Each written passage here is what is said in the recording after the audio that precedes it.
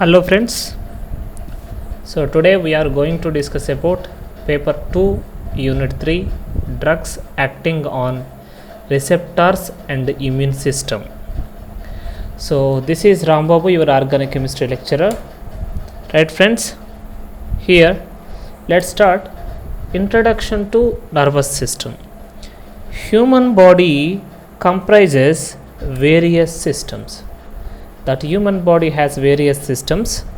Those are digestive, reproductive, endocrine, excretory, and the nervous system. So human body has different various systems are there, and those are important: digestive, reproductive, endocrine, excretory, and the nervous system. Here all the important functions of our body are looked after by two distinct and different systems. So those are endocrine system and nervous system. So our body, the functions are governed by two systems, endocrine system and the nervous system. Let's start about the nervous system. Here friends, so this is human body nervous system. So the nervous system has different types. Okay, let's start. What is nervous system? So here the system which is capable to detecting or sensing what are the changes happening inside and outside the body. So that is nervous system. So this nervous system is mediate very rapid functioning and responses like muscle contraction and also a rate of secretion of some endocrine glands. Here the nervous system producing response to threat and emergencies. So like controlling the heart rate, the functioning of lungs and digestive functions. Here friends, the nervous system is going to detect the changes happening inside and outside the body, and it is mediate very rapid in functioning and going to respond like going to contract the muscles, and also it is going to mediate the rate of secretion of some endocrine glands. The nervous system produces a response to threats and emergencies like controlling the heart rate, the functioning of lungs and digestive functioning. So next, here nervous system consists brain, spinal cord and nerves. Here brain is major part and it is receive the information and analyze it and finally show responses made by the body. So now the functional unit of nervous system is called neuron. So friends, the nervous system has brain, spinal cord and nerves. So brain is the major part. So the brain receive the information and integrate that information and finally show the response by the body. The fundamental unit of nervous system is called neuron. So let's see the structure of neuron. So friends, this is the structure of neuron. So here the neuron is functional unit of nervous system. So what is the role of neuron? The neuron going to receive information and generate responses. So neuron consists the different parts. Let's see them. So here neuron is functional unit of nervous system and it receives information and generates the responses. So neuron is going to have, so first part, cell body. So this is called cell. So it is called cell body. This part is called a cell body, or you can also call it soma. You can also call the soma. So it is also called pericherion or cyton. Pericherion or cyton. It has the large nucleus. You can see here, this has a large nucleus and nicer granules. So it has the large nucleus and nicer granules. So friends, here neuron, the first part is cell body, and it is also called pericherion or cyton. It has nucleus and also has nicer granules. And the next one is dendrites. Next one is called dendrites. So this part, yes, this one, the branches are there, no? So these branches are called dendrites. So what are the dendrites? So you see here, the dendrites are nothing but these are projecting from the cell body. The projecting from cell body, coming out from the cell body, those are called dendrites. So these dendrites can be present 10 to 1000. 10 to 1000.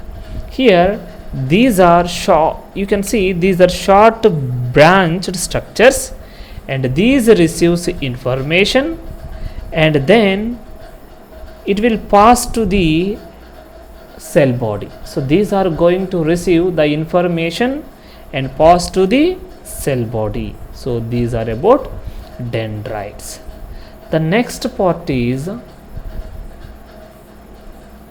axon. Next part is axon. This part is called, so this one, so this long part is called axon. So you can see it's a central long projection arising from cell body. This is coming from cell body, that is called axon.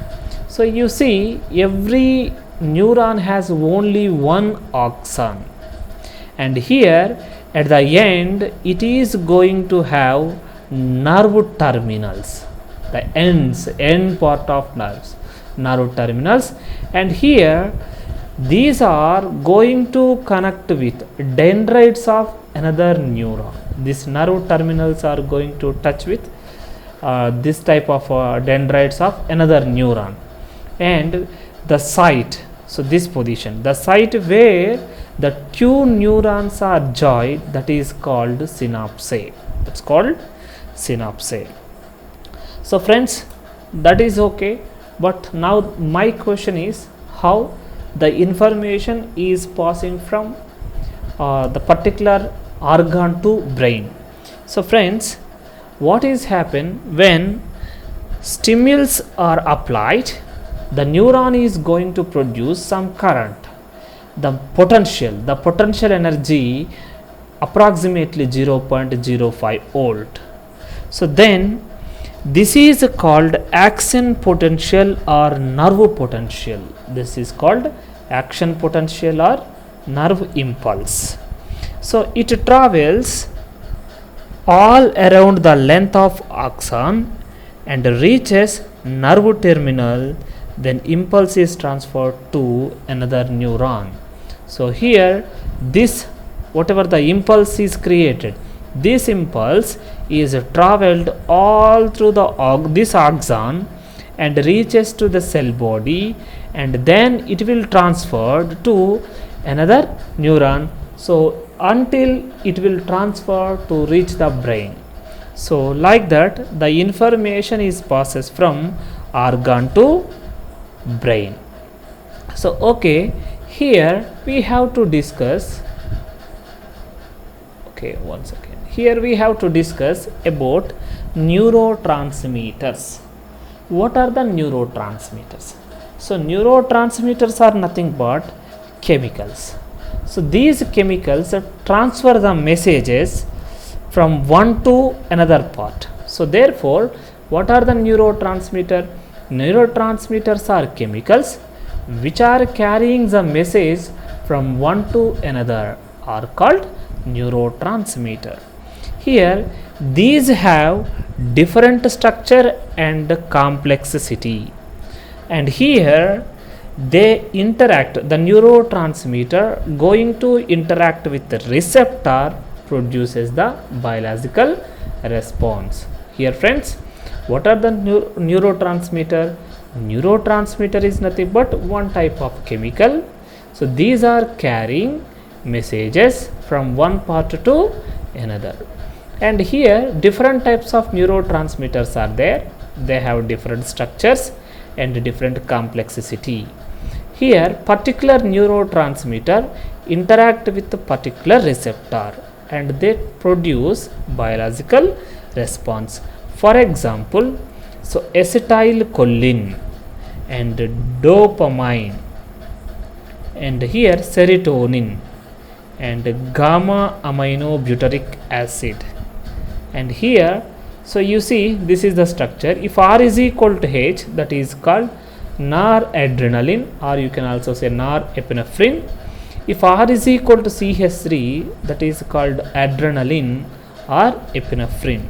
So friends, this is about neurotransmitter. So now let's classify the nervous system. So nervous system classified into two types. The first one, central nervous system. So nervous system classified into two types. The first one is called central nervous system. Second one is called peripheral nervous system. Peripheral nervous system. Here central nervous system has two parts, brain and spinal cord, where peripheral nervous system also has two types of parts, that is motor neurons and sensory neurons. Motor neurons and sensory neurons. Here motor neurons again classified into two types, somatic nervous system and next one automatic nervous system. Here automatic nervous system again classified into two types, sympathetic, that means fight or flight responses. So next second one parasympathetic, that means maintenance. So this is classification of nervous system. Nervous system classified into two types, central nervous system we call CNS, peripheral nervous system. Central nervous system has two parts, brain and spinal cord. Peripheral nervous system has motor neurons, sensory neurons. Here motor neurons are again classified into two types, somatic nervous system, autonomic nervous system. So these have voluntary movements via skeletal muscles. So what are autonomic nervous system? Organs, smooth muscles, etc. are called autonomic nervous system. So autonomic nervous system are sympathetic, that means fight or flight responses. Parasympathetic means they have the maintenance. So friends, let's start about central nervous system. So I already told you central nervous system has brain and the spinal cord. So central nervous system going to have brain and the spinal cord. So here brain is the major part. So this is going to give response. So all the functions done by body is maintained or responses of brain only. Here in spinal cord, so nerves are present which are passing the information from this spinal cord. So whatever the information coming from our body, this is processed to the brain through this spinal cord only. Here target to spinal cord passes the information to brain. So friends, this is central nervous system. So second one is called peripheral nervous system. So friends, you see this diagram, and this brain and this spinal cord is called central nervous system. Other than this, all the nervous system is called peripheral nervous system. Here peripheral nervous system is going to have nerves, neurons, etc. there. So you see here outside the CNS we have sensory and motor nerves present in peripheral nervous system. So what is the role of sensory nervous system? So this sensory nervous system carry the messages from target to brain. So the sensory nervous system carry the information from these targets to brain, where motor nervous system going to carry messages from and brain and spinal cord to target organ. So here reverse. So peripheral nervous system has sensory, motor nervous, sensory nervous system or sensory neurons. So these are going to pass the information from organs to brain, where motor neurons going to pass in message or information from brain and spinal cord to organs. So friends, that is about peripheral nervous system. So the next concept is receptor. So this is the receptor. So you see here, so the small part is there. So the small portion of the body, where the drug is going to be attacked, that is called receptor. That may be drug or neurotransmitter. The small part of the body, where the drug is attacked or neurotransmitter is attacked, that is called receptor. So here some area, where the drug or neurotransmitter interact with this receptor, that is called binding site. And you see this receptor is embedded with the cell membrane, and this is the cell. So you see, right, again, so what is the receptor? Receptor is a body system, and where the drug is going to attack or neurotransmitter is going to interact, that is called receptor.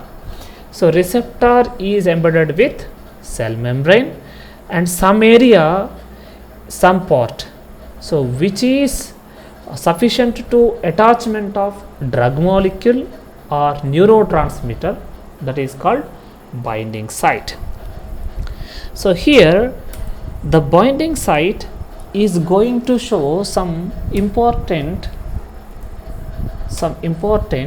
interactions like ionic interactions, or you can also say electrostatic interactions, covalent interactions, van der Waals interactions, and hydrogen bonding. So in drug receptor interactions or drug neurotransmitter receptor interactions, they have electrovalent or ionic interactions, covalent interactions, van der Waals interactions, and finally hydrogen bonding. So the receptors are classified into three families: G protein coupled receptors, ion channel receptors, kinase linked receptors. Here friends, the drug and receptor are neurotransmitter and receptor has some prominent forces: ionic interactions, covalent interactions, van der Waals interactions, hydrogen bonding, etc. are there. So here the receptors are classified into majorly three families: G protein coupled receptors, ion channel receptors, kinase linked receptors.